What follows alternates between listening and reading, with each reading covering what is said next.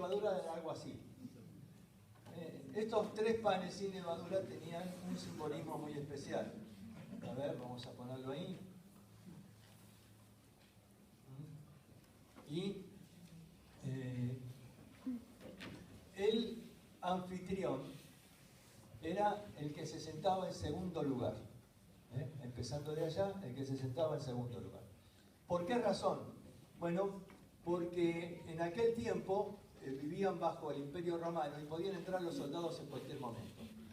Y entonces el que se ponía primero, nosotros decimos guardaespaldas, bueno, en vez de guardar la espalda, lo que guardaba era el que ponía su vida, el que iba a proteger al Señor.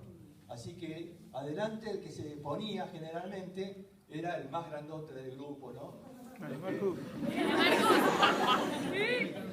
más fuerte.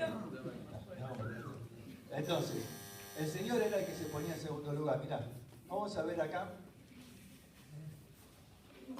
Ahí tenemos, apaga un poquitito la luz.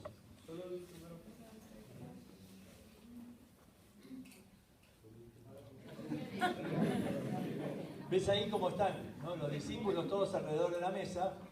Acá está de blanco el que sería el Señor Jesús en el segundo lugar. ¿Ves?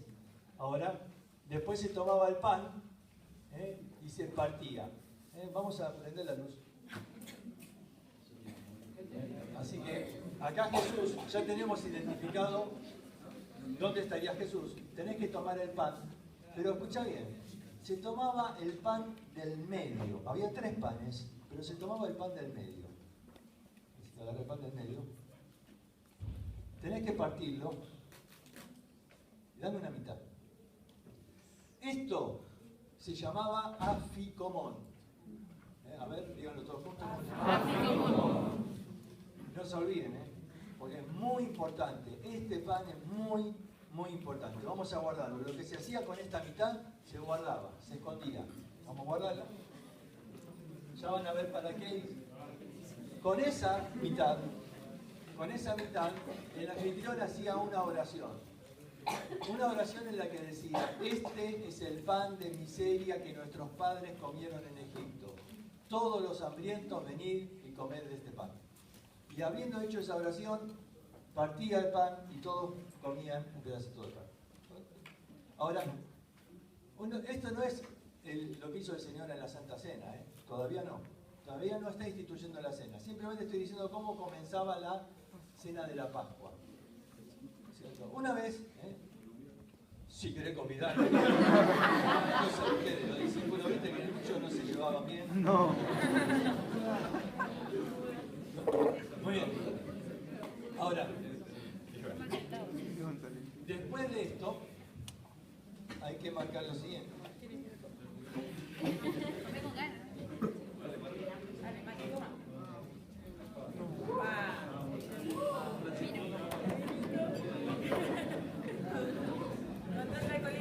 Muy bien. Bueno, acá hay algunos detalles que ustedes tienen que prestar atención. ¿Ves? Ellos que están queriendo hacer. Poner una copa para cada uno, ¿no es cierto? Y ven que hay 4 y son 6. Estamos bien. No era así. Poner las 4 copas juntas. Ahí está. En fila. Ahí está. Muy bien. Se me rompió una, tuve que poner otra. Gracias. 4 copas. Todos los judíos decían que estas 4 copas eran... No se podía hacer la Santa Cena, la Pascua, si no había estas 4 copas. Porque las 4 copas eran fundamentales. Cada uno tenía un nombre. Cada una marcaba una etapa de la cena pascual. Así que las 4 copas eran importantísimas.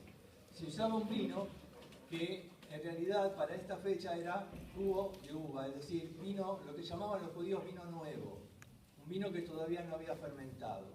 ¿Por qué razón? Bueno, suponemos varias razones. Una de ellas es que esto no tenía que tener nada de corrupción, nada de fermentación, por lo de la levadura, ¿no? Si no había fermentación de la levadura, obviamente tampoco en el vino. Segunda razón, porque esta era una cena familiar y había niños. Obviamente no le vas a dar niño a los vinos. Al revés.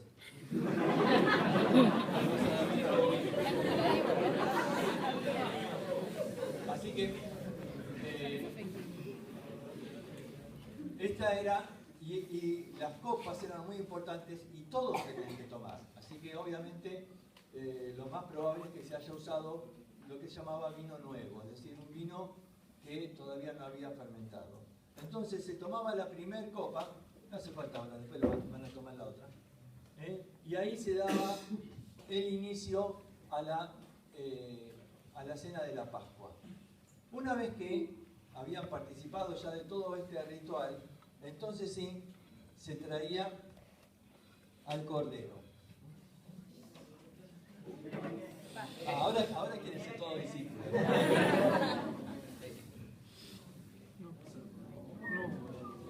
También ponémelo por ahí al medio.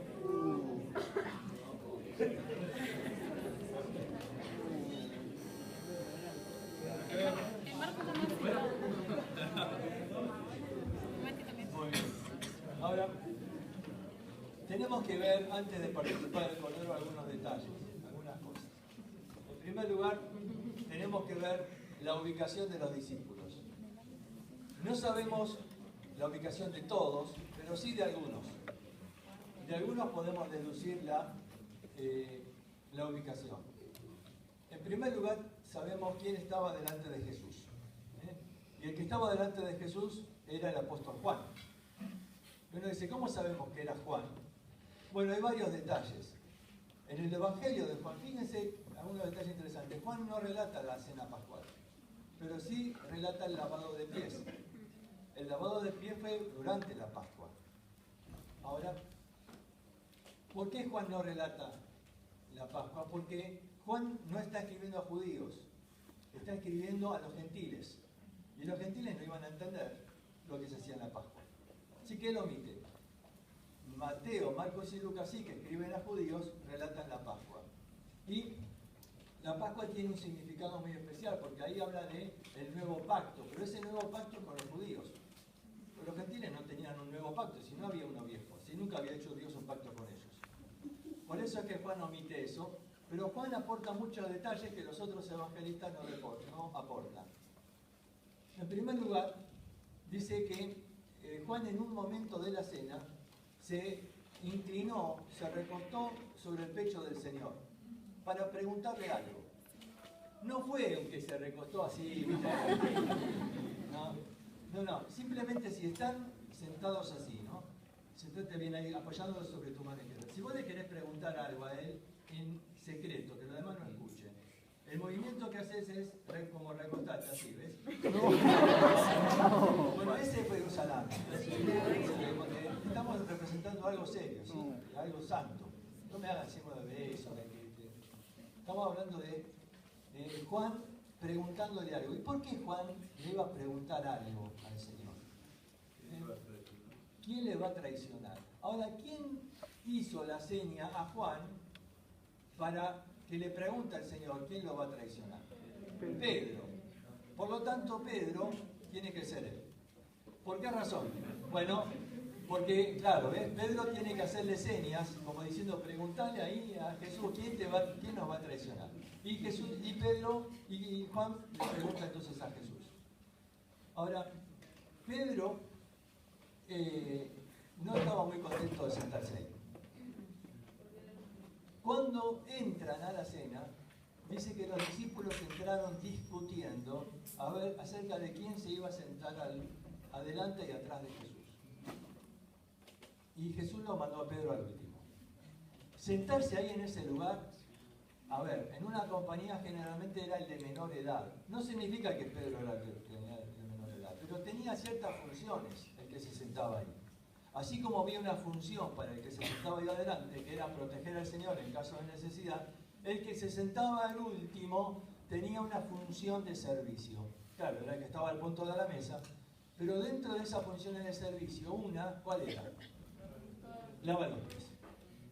Lavar los pies. ¿Por qué?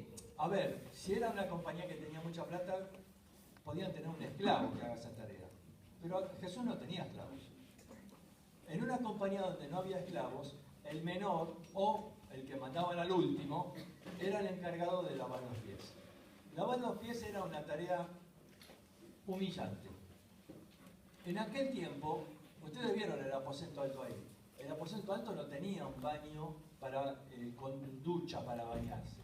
Ellos venían de lejos, más de 100 kilómetros de viaje ahí, caminos desiertos, polvorientos. Había un baño público donde se iban a bañar.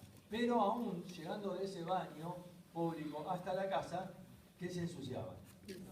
Los pies. Entonces, en la cena, donde vos vas a ver que tienen los pies ahí uno al lado del otro, no era lindo comer con las patas sucias del otro al lado tuyo. Y esta era la costumbre entonces de lavar los pies. Entonces Jesús que se levanta y lava los pies, uno por uno. ¿Por qué se levanta Jesús? Porque antes de participar el Cordero, la costumbre era que el anfitrión tenía que preparar un bocado especial. Ya vamos a explicarlo. Pero para preparar ese bocado se lavaban las manos. Entonces él se levantó para lavarse las manos, pero en lugar de lavarse las manos, lo que hizo fue, tomó ese lebrillo, se ciñó la toalla y comienza a lavar los pies. Cuando llega Pedro, al último, Pedro se siente avergonzado porque esa era su tarea y por orgullo no la quiso hacer, y entonces le dice, no señor, a mí no me lavarán los pies. Jesús le dijo, si no te lavaré, ¿qué? No tendrás parte conmigo. Pedro entonces se va al otro extremo. Dice, entonces lavame todo entero. ¿No? Y Jesús le dijo, el que está lavado, pero la palabra que usa ahí, en griego, hace referencia al baño. Al que ya se lavó todo entero. Dice, no necesita volver otra vez a bañarse, sino solo los pies. Y ahí usa otra palabra, que era el lavado, pero parcial, el lavado de los pies. Pero esto tiene un significado. El lavamiento, ese baño, ese lavamiento espiritual, lo tenés una sola vez en la vida cuando aceptás a Cristo como Salvador, y dice, no es necesario volver a hacerlo.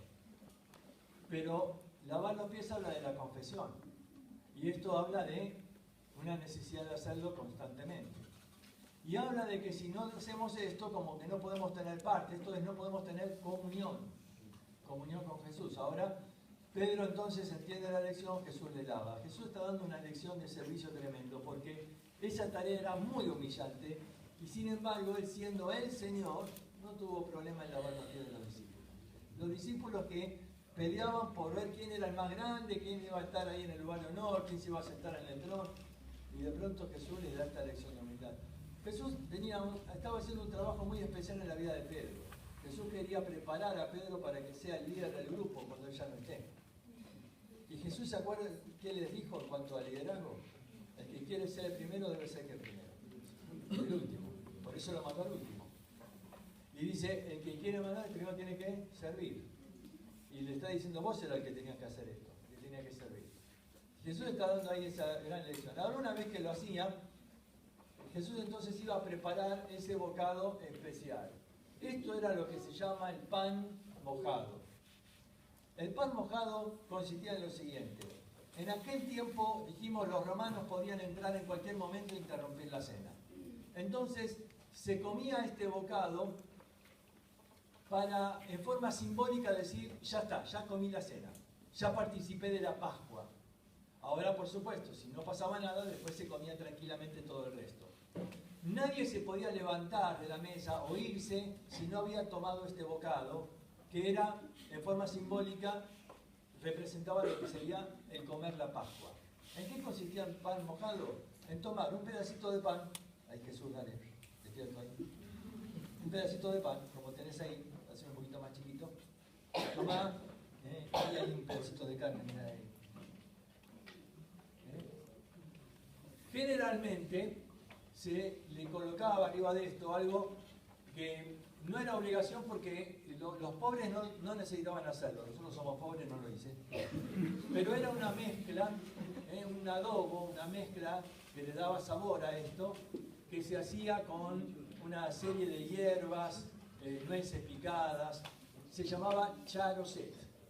El charocet. Entonces con una cucharita se le colocaba arriba un poco de charocet. Este era el bocado que se preparaba y le iba a dar ese bocado ¿a quién? Al que tenía atrás. Caíste. No. Yo no te puse ahí. No me mires, te sentaste vos solito ahí. Pero él le dio el bocado a Judas. Dale el bocado a Judas. Y Judas se lo come. Si querés, si no querés. Ahora, el asunto es así. Él le da el bocado a Judas. Hasta generalmente en una forma de honrarlo se lo daba en la boca. Ahí lo conté. Ahora, este lugar era, los dos lugares, el de adelante y el de atrás eran de privilegio. Pero el mayor de los privilegios era el que estaba acá atrás. Por muchas razones. Mirá, le mostraba su confianza dándole la espalda. Vos no le das la espalda al traidor. En segundo lugar, le iba a dar el bocado en la boca, en una manera de honrarlo. Nadie pensó que Judas podía ser el traidor. Todos dijeron, Jesús le está dando a Judas el lugar de honor. Nadie pensó que era Judas. Ahora, uno dice, pero ¿no dijo Jesús al que yo diera el pan mojado? Sí, pero el problema es que Jesús hacía lo mismo después para cada uno. No dijo en la respuesta al primero que yo le diera, sino dice al que yo diera el pan mojado. Y Jesús siguió haciendo, y por eso dice que cada uno de los discípulos, ¿qué preguntó? ¿Seré yo, Señor? ¿Ves? Cuando Jesús le daba el pan, en ese momento, ¿seré yo, Señor? ¿Seré yo, Señor? Claro, eso no distingue. ¿Por qué Jesús no dio una respuesta más clara? Obviamente Jesús no quería publicar que Judas era el traidor, porque si no, ¿qué hacía Pedro? Cuando Judas pasa por adelante, chao, cabeza. Entonces, Jesús no quería. Si uno ve bien el relato de Juan, dice que después de darle ese pan mojado, Jesús le dijo a Judas, lo que vas a hacer, hazlo pronto. Y Judas se fue. Chao. Se acabó tu trabajo. Ya comiste el pajo. Ahora, dice Juan que los discípulos pensaron que Jesús, como habló en secreto con él, que Jesús lo había mandado a una de dos cosas, dice Juan. Dice, quizás lo mandó a comprar algo que faltaba en la Pascua, o a dar una ofrenda para los pobres. ¿Se acuerdan qué función tenía Judas en el grupo? Era el tesorero, el que tenía la bolsa. Así que, ¿por qué? Porque dice que era costumbre, había pobres ahí que no tenían para participar en la Pascua, y entonces era costumbre que alguien vaya y les dé algo para que ellos puedan también comer la Pascua. Entonces, nadie se sorprendió de que Judas se fue. Nadie sospechó de él y nadie se sorprendió de que se fue. Así que todos acá siguieron ahí participando de la Pascua sin entender que Judas era el que había salido a traicionar. Así que siguen comiendo ahí de la Pascua y cuando terminan de comerse todo el cordero, todos los panes, después en el recreo se lo comen. Ahora, después de comerse todo, va a pasar dos cosas muy importantes que sorprendieron a los discípulos. En primer lugar, Jesús va a tomar este pan. ¿Cómo se llamaba?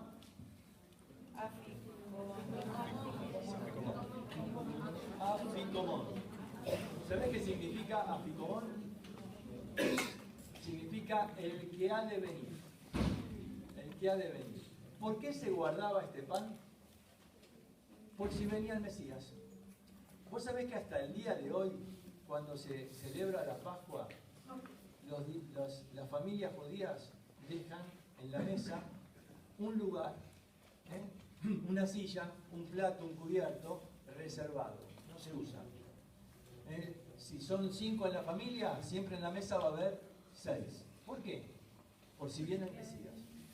Y en un momento de la cena, el padre de familia le dice al niño, anda a la puerta a ver si viene el Mesías. Abre la puerta, no, papá no vino, y se vuelve así. Es una costumbre que tiene un efecto. ¿Cuál es? Mantener la esperanza, mantener la expectativa de que venga el Mesías. Este pan se guardaba por si viene el Mesías. Entonces, el que ha de venir. Cuando habían terminado toda la cena, ya no había supuestamente más pan. Fíjense que otro detalle interesante. ¿Cuál era el pan que se partía? El del medio, ¿no? ¿Por qué 3 panes? Dios Padre, Hijo, Espíritu Santo. ¿Cuál es el que va a ser partido? El Hijo. Y el Hijo, y acá está el pan que es el que ha de venir. Cuando habían tomado ya la cena, entonces Jesús tomó este pan y lo va a partir. Los discípulos estaban sorprendidos porque este pan no se comía. Este pan era guardado para el que ha de venir. Pero Jesús dijo, yo soy. Yo soy, dice, el pan. Yo soy el que ha de venir. Y él tomó el pan y lo partió y dijo, tomad, comed, esto es mi cuerpo que por vosotros es partido. Esto sorprendió a los discípulos, ¿viste? ¿Cómo que tu cuerpo va a ser partido por nosotros? Y me imagino lo difícil que debe haber ser tragado el pan, pensando en esto, ¿no? Que estoy comiendo el cuerpo del Señor Jesús. Puedes repartirlo ahí, no hay problema. Jesús participó del pan cuando ya Judas no estaba, ¿ves? Porque Judas no tomó del cuerpo. Ahora, él con esto está instituyendo algo muy simbólico. Toda la Pascua tenía un símbolo. Toda la Pascua. El cordero, por supuesto, era el que iba a simbolizar el sacrificio. Ahora, dice ahí en el Evangelio de Lucas que en este momento era necesario sacrificar el cordero por la Pascua. Sin embargo, Jesús va a morir ¿cuándo? Al día siguiente, ¿no? Porque esa noche lo vinieron a apresar, hicieron el juicio más rápido de la historia. ¿Por qué razón? Porque al día siguiente iba a ser el sábado, el gran día de descanso, y no se podía crucificar a nadie. Entonces había que apurar todo. Así que el juicio lo hicieron durante la noche, todo súper rápido y todo contra la ley. Llega la mañana siguiente, lo encarcelan a Jesús, a las 9 de la mañana ya sale hacia la cruz. Al día siguiente, la Pascua se hacía el 14 del mes de Nisan. El 14, equivalente más o menos entre marzo y abril nuestro. Pero el día 15 se sacrificaba un cordero por la nación de Israel. A ver, el día 14 era un cordero por familia. Ese era el cordero de la Pascua, uno por familia. Pero el día 15, al mediodía, se sacrificaba un cordero pascual por la nación. Era simbólico por todos. Porque incluso muchas familias no habían podido sacrificar el cordero. Pero este era el singular, el cordero de la Pascua. ¿Ves? Miles se habían sacrificado el día anterior, sí, pero este era el cordero de la Pascua. Pablo dice en 1 Corintios 15:7, Cristo es nuestra Pascua. Y Cristo murió exactamente a la hora donde estaban en el templo sacrificando al cordero de la Pascua. ¿Ves? A las 12 del mediodía estaba ahí. ¿Y sabés que coincide que a las 12 del mediodía en la cruz fue cuando Cristo gritó ¿qué? Dios mío, ¿por qué me has desamparado? Y dice que después de decir esas palabras, el cielo se oscureció, la tierra tembló y el velo del templo se rasgó en dos. Y todos lo pudieron ver. ¿Por qué? Porque estaban las puertas abiertas del templo, porque estaban sacrificando el cordero de la Pascua. Y todos ahí vieron, y todos se deben haber llenado de pánico porque si se abría el velo del templo, si miraban a Dios morían, pero nada pasó ahí. Ahora, todo eso era un símbolo especial, es Cristo muriendo y abriendo la entrada a Dios ahora. Ahora, este pan, ¿no? Iba a dar comienzo a esa última cena, hacer esto en memoria de mí. Luego iba a tomar la tercera copa, iba a llenarla. La tercera copa era la copa, se llamaba así, de bendición. Pablo dice en 1 Corintios 11, ¿no es la copa de bendición la que todos tomamos? ¿Por qué? Dijimos, cada una tiene un nombre. Esta se llamaba así, porque el padre de familia en este momento iba a tomar esta copa para dar una bendición para toda la compañía que estaba con él.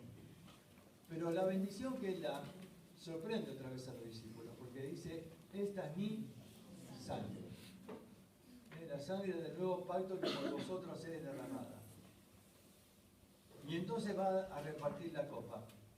Todas las copas se tomaban de la misma manera, tomando cada uno, por una razón. Porque cada copa tenía un simbolismo y todos participaron, pero todos iban a participar de la bendición que era la sangre de Cristo, la sangre del nuevo pacto que iba a ser derramado por ellos. Esto del pacto tiene un simbolismo muy, muy especial.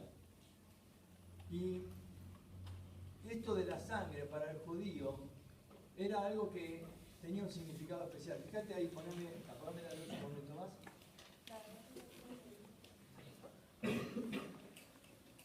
Ustedes ven ahí a un hombre caminando sobre una zanja, un animal sacrificado ahí, ¿no es cierto? Esto se hacía en un pacto. En un pacto, ¿ustedes se acuerdan cuando hizo el pacto con Abraham, que puso animales de los dos lados? La idea era que se hacía en un terreno de declive hacia una zanja, y entonces la sangre chorreaba por la zanja, y la persona caminaba por el medio, mojando sus pies, diciendo: así me haga Dios, y aún mañana, si yo no cumplo el pacto contigo. Entonces, cuando se hacía un pacto, se hacía un sacrificio, se dejaba derramar la sangre y la persona pasaba en medio. Y si no cumplía, debía morir. Claro, los que no cumplimos el pacto fuimos nosotros, no Dios. Pero Jesús toma nuestro lugar. Y entonces Él iba a derramar la sangre. Pueden prender la luz ahí de nuevo. Jesús está diciendo: esta es la sangre del nuevo pacto. Es decir, yo pongo mi vida, yo voy a morir por ustedes. Cuando está compartiendo ahí la copa de bendición, otra vez los discípulos se deben haber quedado sorprendidos de saber que estaban participando de la sangre de Cristo, que estaba ocupando el lugar que ellos merecían, que estaban muriendo por ellos. Cuando termina toda la cena, Jesús dice, Juan, el Evangelio de Juan, que comienza a enseñarles y les dice, estaban turbados. Juan 14:1, ¿lo tenés por ahí? Fíjate cómo comienza. No se turbe vuestro corazón. ¿Creéis en Dios? Creed también en mí. Los discípulos estaban llenos de preguntas, ¿viste? Y estaban turbados. ¿Por qué pensás que estaban turbados en este momento? Porque estaban tomando la sangre del Señor. Estaban turbados después de lo que hicieron, de tomar la sangre y comer el cuerpo. Estaban turbados, no entendían nada, estaban mal. Estaban mal. Jesús comienza a hablarles. Dice: no se turbe vuestro corazón. En la casa de mi Padre muchas moradas hay, si no fuera yo les hubiera dicho: voy pues a preparar lugar para vosotros. Esta es una declaración de que Él se va. Y esto turbó todavía más a los discípulos. ¿Cómo que te vas? ¿A dónde te vas? Y se voy a la casa de mi Padre a preparar lugar. Esto es una declaración que se hacía en el pacto del matrimonio. El hombre hacía el pacto con la novia y él se iba a la casa del padre a preparar la casa. El padre tenía un gran terreno y él iba a preparar ahí la casa. Cuando la terminaba, venía a buscar a la novia y se la llevaba a vivir con él. Jesús dice: voy a preparar lugar para nosotros. Y voy a volver, dice, a buscarlos. Cuando Jesús termine la casa, dice: viene a buscar a la novia y nos lleva. A la vez, todo es una declaración. Después les va a decir, ¿no? ¿Viste? La enseñanza del Espíritu Santo, ¿no? Debería dejar otro consolador, otro que va a seguir mi tarea con ustedes, otro que va a estar con ustedes. Y después termina Juan 14 diciendo: yo he vencido al mundo. Pero ahí se van los discípulos, se van porque Jesús sabía que Judas ya iba a estar viniendo hacia la casa. Y Jesús quería hacer algo todavía muy importante, que era la oración. La oración ahí en Getsemaní. Así que rápidamente le dice: vámonos, vámonos. Chao, se van. Después vengan a comer el cordero. Pero, gracias discípulos. Cuando se van, pasan seguramente por el templo donde está la vid y los pámpanos. Jesús dice: yo soy la vid. Ahí estaba el dibujo, los pámpanos, y sigue dando las lecciones. Pero llega ahí a Juan 17, la oración. Es interesante, Juan 17 muy probablemente fue ahí en Getsemaní. Los demás evangelistas, Mateo, Marcos y Lucas, cuentan la expresión: si es posible, pase de mí esta copa. ¿Vieron la expresión? ¿Qué significa esa expresión? Algunos dicen: ¿qué pasó ahí? ¿Jesús no quería morir? Si es posible, Señor, si es posible que yo no muera. ¿Está diciendo eso? ¿No acababa de decir a los discípulos recién? que él iba a morir, que ahora se arrepintió y no quería morir. ¿Qué está orando Jesús? Juan 12:28 dice, para esta hora yo he venido al mundo. ¿Y qué diré? Padre, ¿pasa de mí esta hora? Esa es una pregunta retórica. ¿Cómo se contesta? No, jamás. ¿Cómo voy a decir eso? Si yo para eso vine al mundo. A ver, Jesús había profetizado, yo voy a morir. ¿Cómo ahora voy a decir? No quiero morir. ¿Qué está orando Jesús entonces ahí en Getsemaní? ¿Por qué dice, si es posible, pase de mí esta copa? ¿Lo entendés con la copa? ¿Qué significaba pasar la copa? Que no fuera algo permanente, que pase de mí la copa. Que yo la pueda pasar, es decir, que no me quede bebiendo la copa. ¿Qué es la copa? La copa en la Biblia simboliza la ira de Dios. ¿Te acuerdas del Apocalipsis cuando habla de las 7 copas de qué? De la ira de Dios que es derramada sobre el mundo? ¿Cuál es la figura? Que Dios es paciente, pero que la copa tiene un límite. ¿Viste la frase que usamos, la gota que rebalsa el vaso? Cuando la copa se llena, Dios derrama la copa de la ira. Y un día ya Dios no toleró más Sodoma y Gomorra y derramó la copa de la ira, ¿ves? Esa era la figura en la mente judía. Y acá está diciendo así, yo tengo que tomar la copa de la ira de Dios por el pecado. ¿Y la paga del pecado qué es? Muerte. Pará. La paga del pecado es muerte. ¿Qué muerte? ¿Física? Espiritual. Si es muerte física, entonces ¿qué pasaría? Cuando vos morís, pagaste tu pecado. Entonces, ¿para qué murió Cristo? Ya está. Cuando el hombre muere, paga su pecado y va al cielo, entonces.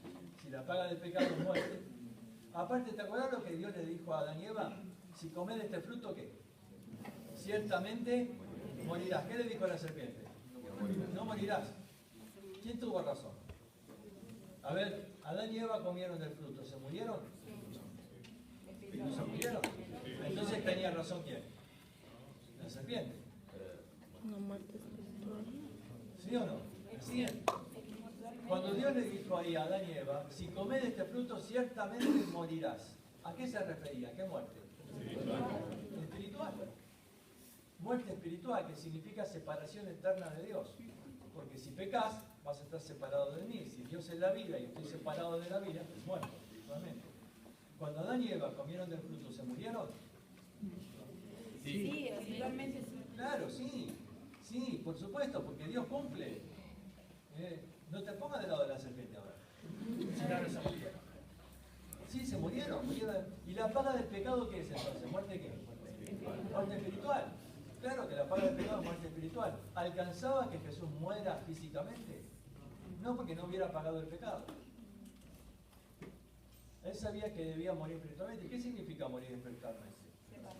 Separado de Dios. ¿Y se separó de Dios? Y sí, en la cruz, ¿qué dijo?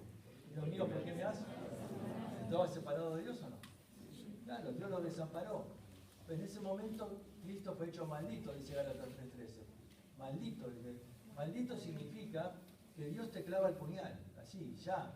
¿Viste cuando Abraham le iba a clavar el puñal a Cristo? Al hijo. Exacto. Dios le clavó el puñal, es decir, está maldito, está cargando el pecado. Dios no podía contemplar a su hijo, estaba siendo hecho pecado. El pecado de todos, acá nosotros y lo de todo el mundo, estaba ahí en ese momento sobre él. Era como si Dios viera al mayor de los pecadores de toda la humanidad, cargando sobre sí todas las basuras, inmundicias y pecados de todo el mundo. Ahí estaba Cristo hecho basura, hecho pecado por nosotros. Dios lo desampara, lo abandona. Jesús sabía que esa muerte debía ser como eterna, muerte eterna. Pero Jesús sobre dice, si es posible que pase de mí la copa. Es decir, que Dios acepte el sacrificio y no sea eterna. Spurgeon dijo, la muerte debía ser eterna, pero siendo que Él es eterno, pudo pagarlo en un momento. A ver, ¿por qué? Eternidad significa sin tiempo. La palabra en griego para eterno es aionos. Ionos es tiempo. A es sin tiempo, fuera del tiempo. ¿Ves? ¿Cuánto duró en la cruz? Para los hombres unas horas, pero para Dios que está fuera del tiempo. Entonces, en un momento Él pudo pagar esa muerte eterna. El pedido es que Dios acepte el sacrificio y lo reconcilie, es decir, le vuelva otra vez. ¿Viste como ahora en Juan 17? La gloria que tenía cuando estaba contigo. que otra vez el Señor le devuelva. Es decir, él sabía que iba a ser humillado, que iba a morir ahí en la cruz. Que pase de mí la copa. El concepto es que sabía Jesús que iba a morir y pedía que no sea eterno, sino que Dios acepte el sacrificio y pase. Lo más maravilloso es que ¿cómo termina la oración? Diciendo que hágase tu voluntad y no la mía. ¿Qué está diciendo? Si aún Dios decidiera que yo esté eternamente, aún estaría dispuesto. Tremendo el amor de Cristo. Aún estaría dispuesto a morir eternamente. Hágase tu voluntad. Él se entrega, Él se somete a la voluntad del Padre.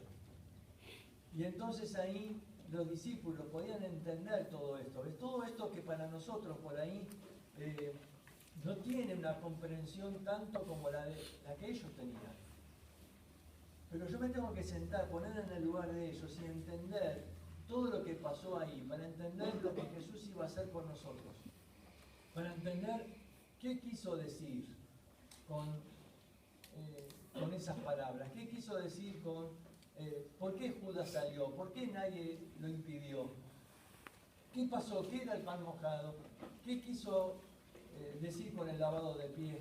¿Viste? Las cosas van entendiéndose en la medida en que yo las puedo ver, que puedo conocer cómo era la costumbre, que puedo saber ahora que cuando yo participo del pan y del vino, estoy tomando algo que era el ritual de la Pascua, pero que ahora Jesús lo personifica y dice, mira, un día un cordero murió para que ocupara el lugar del Hijo y que después a través de ese Dios pueda liberarte de la esclavitud de Egipto, del mundo, del pecado. Bueno, dice, ahora yo soy la Pascua. Ahora yo soy el Cordero que muere para que vos puedas ser libre del pecado. Ahora yo soy el que da la vida y vos tomás de mi cuerpo y tomás de mi sangre, participando de mi sacrificio para que vos puedas ser libre de la esclavitud del pecado. ¿Ves? El simbolismo tenía una razón tan importante ahí en la vida de los discípulos. ¿Alguna pregunta? Sí. Cuando el Señor le dice a Judas que, bueno, hace que Judas salga, que supuestamente lo que se acostumbraba a hacer es entregar la ofrenda por los pobres. ¿Puede ser un simbolismo de lo que estaba haciendo realmente, que era entregar a Cristo? ¿O no? No tiene nada que ver. No digo que no tenga nada que ver, si es un simbolismo no está muy claro. Okay. Preferimos quedarnos con las cosas que sí son ligadas. Gracias. Sí.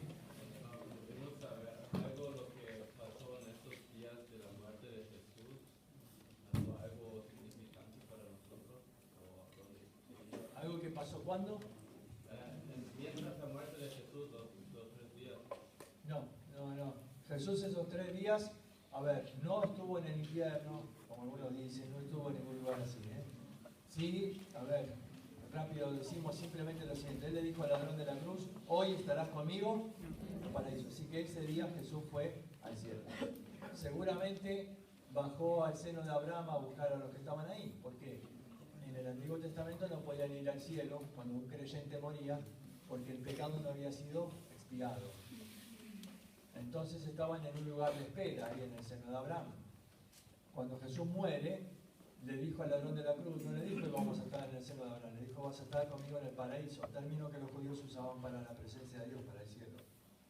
Así que seguramente bajó, quizás ahí entre los textos de llevó cautiva la cautividad y el texto de Pedro descendió y le predicó a los espíritus encarcelados. ¿Por qué? Porque según Lucas 16 nosotros sabemos que del otro lado se lo podía ver. Y la palabra predicó no significa que le dio oportunidad, porque si no salen todos, no rayan todos.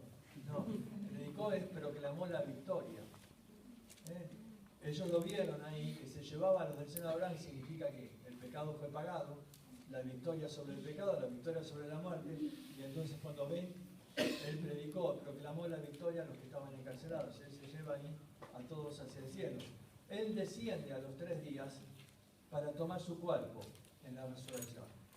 Algunos dicen que le dijo a María, no me toques, todavía no he subido al Padre. Pero ¿cómo? ¿No estuvo ya con el Padre el día cuando murió?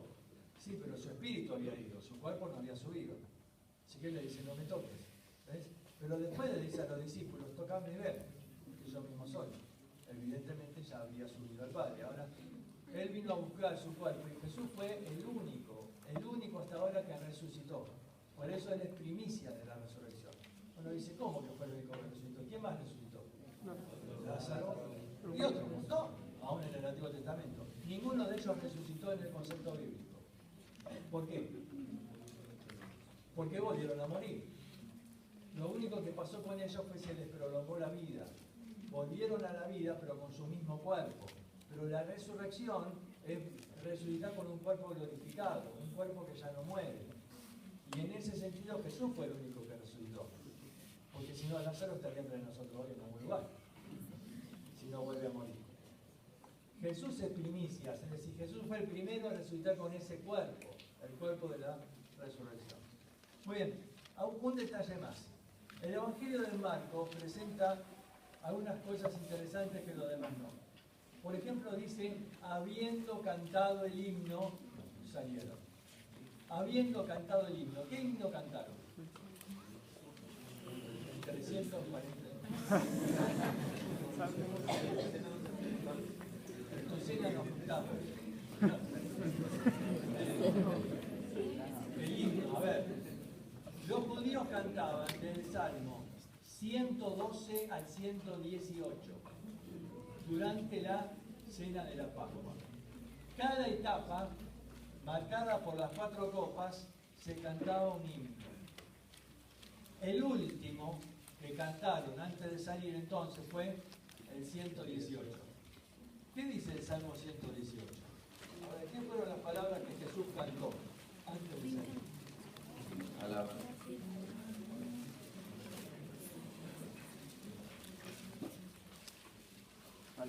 No cantaban el 119 porque si no se quedaban toda la noche.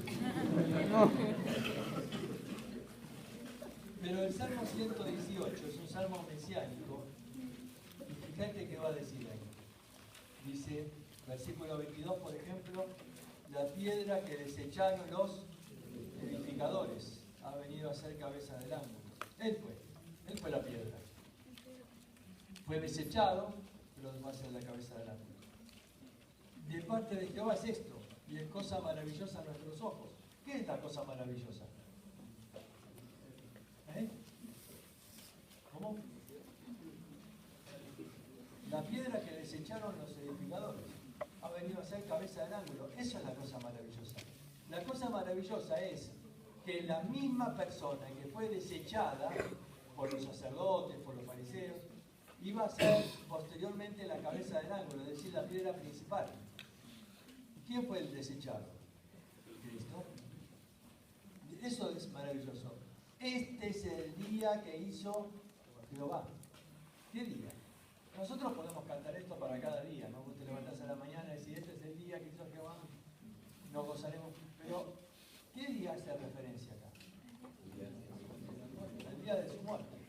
Este es el día que hizo Jehová, el día de la redención, el día que él iba a morir por nosotros. Este es el día que hizo Jehová. ¿Y cómo sigue? Nos gozaremos y alegraremos en él. Oh Jehová, sálvanos ahora. Te ruego. Fíjate, este es el día. Yo me imagino, ¿no? Jesús cantando, este es el día. ¿Qué día? El día que está marcado desde el comienzo de la fundación del mundo. El día que estaba marcado donde el Cordero de Dios iba a morir para quitar el pecado. ¿Te acuerdas que dice Apocalipsis que el Cordero cuando fue inmolado? Eso significa que estaba preparado desde el principio de la fundación del mundo. Es decir, cuando Dios iba a crear al mundo, ya sabía que el hombre iba a caer en pecado, pero ya también había provisto la solución, había provisto el pago, había ya preparado de antemano el Cordero que iba a ser sacrificado.